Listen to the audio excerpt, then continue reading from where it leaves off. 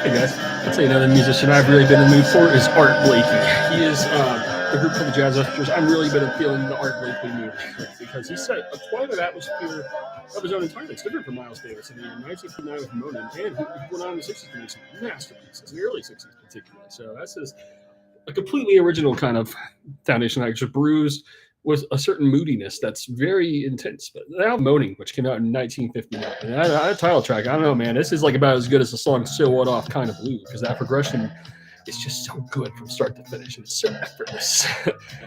I mean, you actually have Miles Davis on this song, and Charles Mingus. I mean, there's just something that's distinctly Art Blakey about the flavor. So it's just so hard to get to the where to begin because of how good of a drummer Art Blakey is in this album. I mean, sometimes the way that a drummer can keep time. I mean, Art Blakey's just always carrying this forward, and it's just the way he can play the drums is just like a genius. I mean, Art Blakey is, he's right up close to Elvin Jones with John Coltrane. It's my favorite drummer of all time. I mean, I love the way that he plays on this album. It's so good. And, I mean, guys like Lee Morgan, I mean, he's just such a cool guy. I mean, when I listen to this stuff, I'm happy. It's just that simple, really. It's all about Art Blakey and the way that he just goes. It's very transcendent. I would say the entire way through. That's the best way I could kind of describe a lot of this. Is a lot of these songs are like "Come Rain, Come Shine" or genius. And you have like "Blues March." I mean, there's just nothing about this that's amazing. I mean, "Come Rain," it's all so fun. It feels like it's fun ultimately.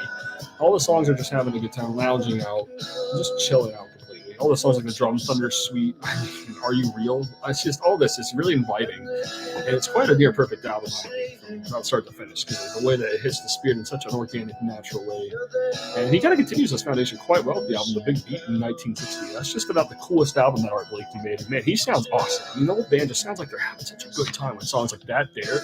Wayne Shorter's on this album, kicking all kinds of tail with Lester's Left Town. I mean, oh man, this is like one of the coolest albums that, if you just listen to it, you're automatically just having a good time, basically. You're in for something awesome. Like songs like the Chess Players, like it's just so cool the entire way through.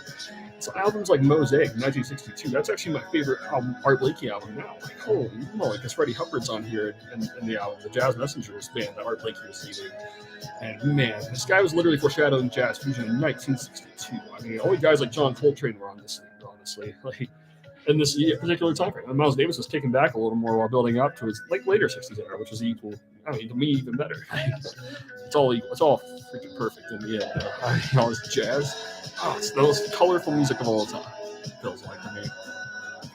The way Wayne Shorter brings it all kind of just feels influenced by a lot of Miles Davis, and then just continuing a lot of John Coltrane too in songs like Down Under. I mean, and the title track just feels some particular kind of classical intensity, you could say, but it feels really cool all at the same time.